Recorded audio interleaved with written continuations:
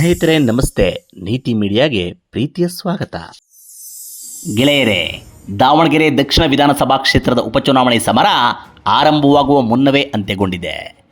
ಶಾಮನೂರು ಸಾಮ್ರಾಜ್ಯದ ವಿಜಯ ಪತಾಕೆ ಪಟಪಟಿಸಲು ಅಲ್ಲಿ ಔಪಚಾರಿಕ ಪ್ರಕ್ರಿಯೆಗಳು ಮಾತ್ರ ಬಾಕಿ ಉಳಿದಿವೆ. ಈ ಮಾತುಗಳಿಗೆ ಆಶ್ಚರ್ಯಪಡಬೇಡಿ, ಶಾಕ್ ಆಗಬೇಡಿ. ಪ್ರಜಾಪ್ರಭುತ್ವವಾದಿಗಳು ಆದರ್ಶವಾದಿಗಳಾಗಿದ್ದರೆ ಈ ವಿಡಿಯೋ ನೋಡಲೇಬೇಡಿ. ಹೌದು, ಅನೈತಿಕ ರಾಜಕೀಯ, ಕುಟುಂಬ ರಾಜಕಾರಣದ ಪರಾಕಾಷ್ಠೆ ಕಾಣುತ್ತಿರುವ ಕರ್ನಾಟಕದಲ್ಲಿ ಆದರ್ಶದ ಮಾತುಗಳು ನಗೆಪಾಟಲಿಗೀಡಾಗಿ ದಶಕಗಳೇ ಕಳೆದು ಹೋಗಿವೆ. ಹೀಗಾಗಿ ಆದರ್ಶವನ್ನು ಬದಿಗಿಟ್ಟು ನಾನಿಲ್ಲಿ ವಾಸ್ತವ ರಾಜಕೀಯ ಚಿತ್ರಣವನ್ನು ಹೇಳಹೊರಟಿದ್ದೇನೆ. ಮಹಾರಾಜನೊಬ್ಬ ತೀರಿ ಹೋದ ನಂತರ ನಡೆಯುತ್ತಿರುವ ಯುವರಾಜನೊಬ್ಬನ ಪಟ್ಟಾಭಿಷೇಕದ ಸಿದ್ಧತೆಗಳು ಈಗಾಗಲೇ ಪೂರ್ಣಗೊಂಡಿರುವುದರ ನಿಖರ ಮಾಹಿತಿ ನೀಡುತ್ತಿದ್ದೇನೆ. ಸಾವಧಾನದಿಂದ ಕೇಳಿಸಿಕೊಳ್ಳಿ.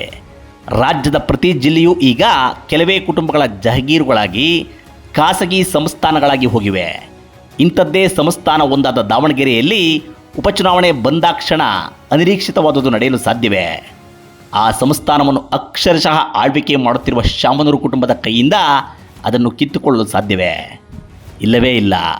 ಇಷ್ಟು ದಿನ ಅಲ್ಲಿ ನಡೆದಿದ್ದು ಬರೀ ರಾಜಕೀಯ ಡ್ರಾಮಾ. ಈಗ ಶುರುವಾಗಿರುವುದು ಅಸಲಿ ಕಹಾನಿ. ಅಲ್ಲೀಗ ಎಲ್ಲವೂ ಫಿಕ್ಸ್ ಆಗಿದೆ. ಹೊಂದಾಣಿಕೆ, ಅಪವಿತ್ರ ಮೈತ್ರಿಗಳ ಒಳ ರಾಜಕೀಯ ವಿಜೃಂಭಿಸಿದೆ. ಟಿಕೆಟ್ ಕೈತಪ್ಪಬಹುದು ಎನ್ನುವ ವಾತಾವರಣ ಸೃಷ್ಟಿಯಾದಾಗ ಅಬ್ಬರಿಸಿದ್ದ ತಮ್ಮದೇ ಸಚಿವ ಸಂಪುಟದ ಸಹೋದ್ಯೋಗಿ ವಿರುದ್ಧ ಏಕವಚನದಲ್ಲಿ ಆರ್ಭಟಿಸಿದ ಶಾಮನೂರು ಮಲ್ಲಿ ಈಗ ನಾಜೂಕಿನ ಮಾತು ಆಡುತ್ತಿದ್ದಾರೆ. ಎಲ್ಲರೂ ನಮ್ಮವರೇ, ಪೈಲ್ವಾನ್ ಸಾದಿಕ್ ನನಗೆ ಅಣ್ಣನ ಸಮಾನ, ಬಿಜೆಪಿ ಅಭ್ಯರ್ಥಿ ದಾಸಕರಿಯಪ್ಪ ಪುತ್ರ ಶ್ರೀನಿವಾಸ್ ಕೂಡ ನಮ್ಮ ಬಳಿ ಚೆನ್ನಾಗಿದ್ದಾರೆ, ನಗುನಗುತ್ತಾ ಎಲೆಕ್ಷನ್ ಮಾಡೋಣ ಅನ್ನುತ್ತಾ ಮಲ್ಲಣ್ಣ ಬೆಣ್ಣೆ ಹಚ್ಚತೊಡಗಿದ್ದಾರೆ. ಅಲ್ಲಿಗೆ ಎಲ್ಲವೂ ಮುಗಿದಿದೆ. ಮತದಾನ ಮಾತ್ರ ಬಾಕಿ ಇದೆ. ಇಷ್ಟಕ್ಕೂ ಚುನಾವಣೆ ಘೋಷಣೆಯಾದಾಗ ಒತ್ತಡದಲ್ಲಿದ್ದ ಶಾಮನೂರು ಪುತ್ರ ಸಚಿವ ಎಸ್ ಮಲ್ಲಿಕಾರ್ಜುನ ಈಗ ನಿರಾಳರಾಗಿ ನಾಜೂಕಿನ ಮಾತುಗಳನ್ನು ಆಡುತ್ತಿರುವುದೇಕೆ? ದಾವಣಗೆರೆ ದಕ್ಷಿಣ ಅಖಾಡದಲ್ಲಿ ಮಲ್ಲಿಕಾರ್ಜುನ ನಡೆಸಿರುವ ಮ್ಯಾಚ್ ಫಿಕ್ಸಿಂಗ್ ಏನು? ಮತದಾನಕ್ಕೆ ವಾರವಿರುವಾಗಲೇ ಬಿಜೆಪಿ ಅಭ್ಯರ್ಥಿ ಮಂಕಾಗಿರುವುದೇಕೆ? ಪೈಲ್ವಾನ್ ಕೆಳಕ್ಕೆ ಬೀಳುತ್ತಲೇ ಕಣದಲ್ಲಿದ್ದ ಮುಸ್ಲಿಂ ಅಭ್ಯರ್ಥಿಗಳು ಒಬ್ಬೊಬ್ಬರಾಗಿ ಶಾಮನೂರು ಮನೆ ಇತ್ತಲ ಬಾಗಿಲು ತಲುಪಿ ನಡೆಸುತ್ತಿರುವ ವ್ಯವಹಾರ ಏನು? ಫೈನಲಿ ದಾವಣಗೆರೆ ಏಕೆ ಹೀಗೆ? ಎಲ್ಲವನ್ನೂ ಇಂಚಿಂಚಾಗಿ ವಿವರಿಸುತ್ತೇನೆ. ಕೊನೆವರೆಗೂ ಮಿಸ್ ಮಾಡದೆ ಕೇಳಿ. ಅದಕ್ಕೂ ಮುನ್ನ ತಮ್ಮಲ್ಲೊಂದು ಮನವಿ, ನೀವು ನೀತಿ ಮೀಡಿಯಾ ಚಾನಲ್ ಸಬ್ಸ್ಕ್ರೈಬ್ ಮಾಡಿಲ್ಲದಿದ್ದರೆ ಈಗಲೇ ಮಾಡಿ, ನಮ್ಮನ್ನು ಬೆಂಬಲಿಸಿ, ಪ್ರೋತ್ಸಾಹಿಸಿ.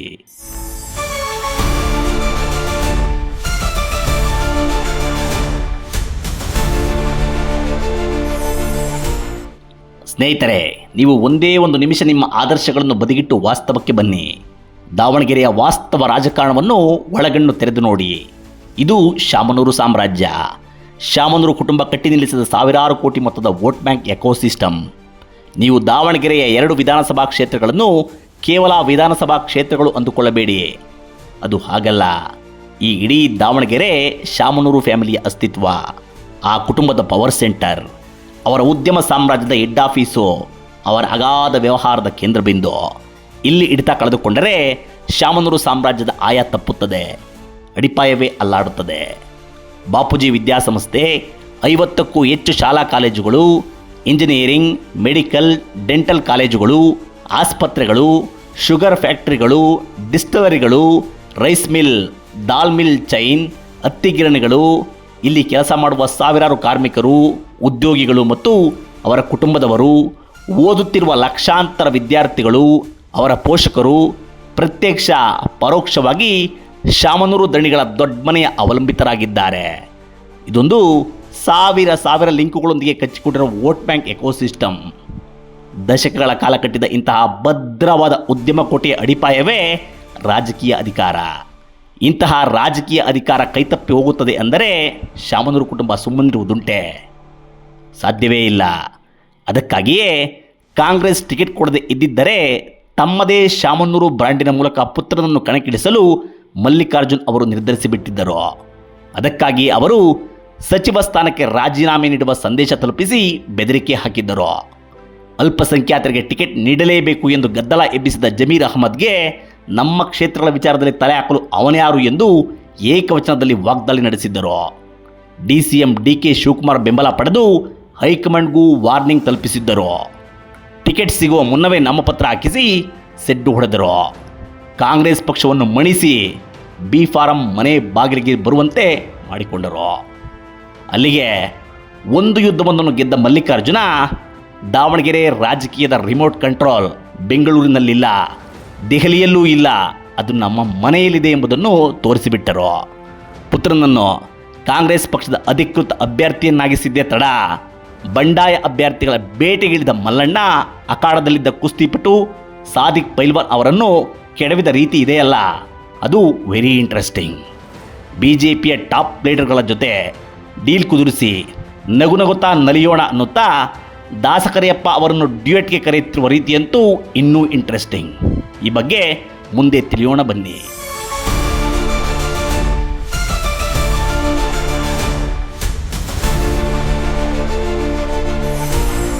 ಮಿತ್ರರೇ, ಪರಮಾತ್ಮನೇ ಭೂಮಿಗಿಳಿದು ಬಂದು ನಾಮಪತ್ರ ವಾಪಸ್ ತೆಗಿ ಎಂದರೂ ತೆಗೆಯಲ್ಲ, ಕಣದಿಂದ ನಿವೃತ್ತಿಯಾಗಲ್ಲ ಎಂದಿದ್ದ ಸಾದಿಕ್ ಪೈಲ್ವಾನ್ ಮಲ್ಲಿಕಾರ್ಜುನ್ ಹಾಕಿದ ಪಟ್ಟಿಗೆ ಸೋತು ಶರಣಾಗಿದ್ದಾರೆ.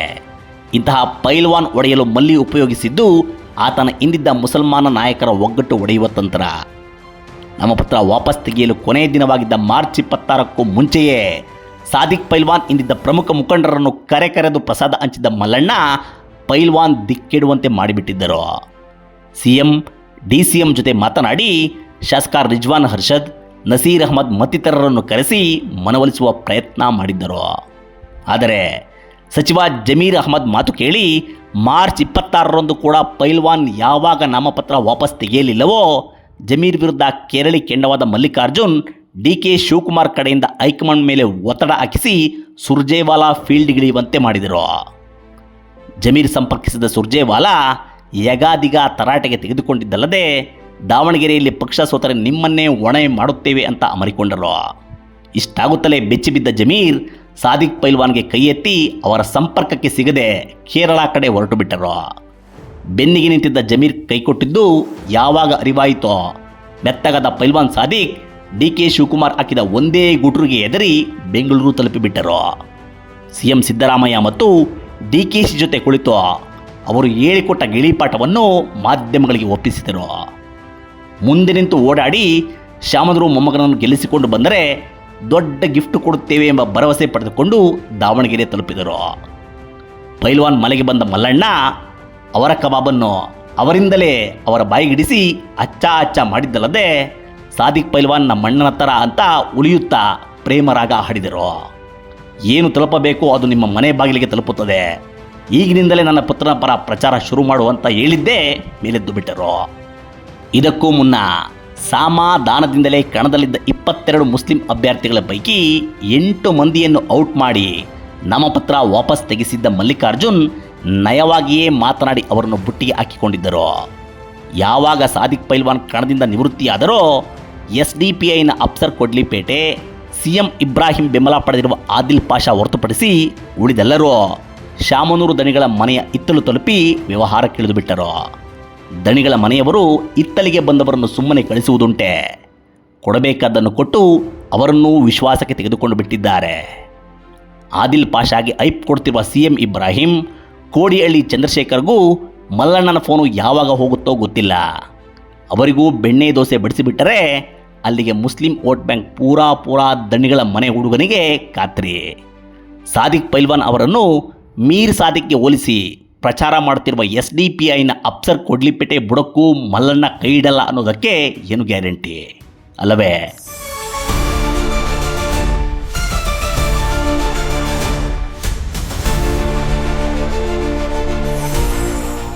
ಗೆಳೆಯರೇ, ಕಾಂಗ್ರೆಸ್ ಪಕ್ಷವನ್ನು ಬ್ಲಾಕ್ ಮೇಲ್ ಮಾಡಿ ಟಿಕೆಟ್ ತೆಗೆದುಕೊಂಡ ತೊಡೆ ತಟ್ಟಿದ್ದ ಪೈಲ್ವಾನನ್ನು ಎಡೆಮುರಿಗೆ ಕಟ್ಟಿದ್ದ ಮಲ್ಲಣ್ಣ BJP ವಿಚಾರದಲ್ಲಿ ಸುಮ್ಮನೆ ಕೂರುವುದುಂಟೆ.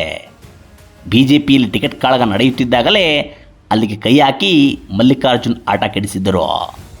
ಕೇವಲ 30,000 ಮತ ಇರುವ ಪರಿಶಿಷ್ಟ ಪಂಗಡಕ್ಕೆ ಸೇರಿದ ಶ್ರೀನಿವಾಸ್ ದಾಸಕರಿಯಪ್ಪ ಅವರಿಗೆ BJP ಟಿಕೆಟ್ ಸಿಗುತ್ತದೆ ಅಂದರೆ ಅದರ ಹಿಂದೆ ಮಲ್ಲಣ್ಣನ ಕೈವಾಡ ಇಲ್ಲ ಅನ್ನಲು ಆಗುತ್ತದಾ?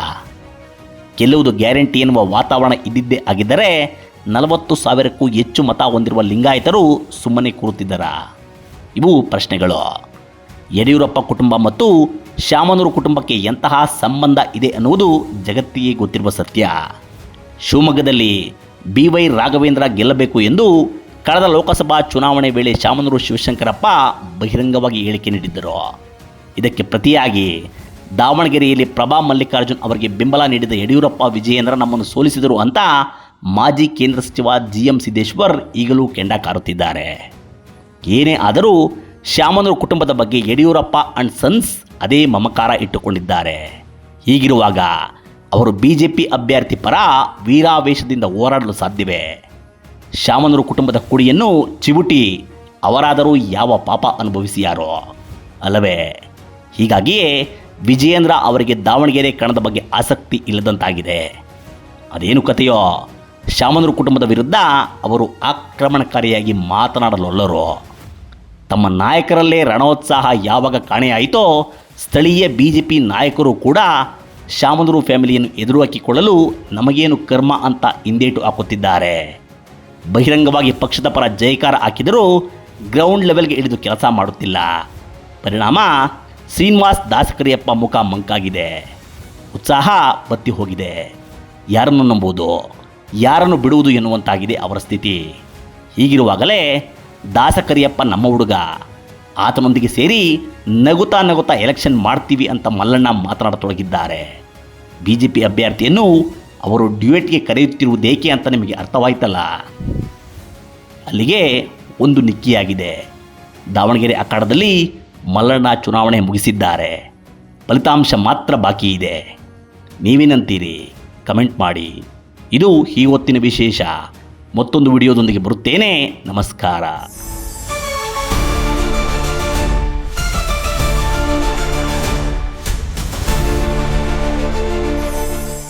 ನಿರಂತರ ವಿಡಿಯೋಗಳಿಗಾಗಿ ನೀತಿ ಮೀಡಿಯಾ ಯೂಟ್ಯೂಬ್ ಚಾನೆಲ್ ಸಬ್ಸ್ಕ್ರೈಬ್ ಮಾಡಿ.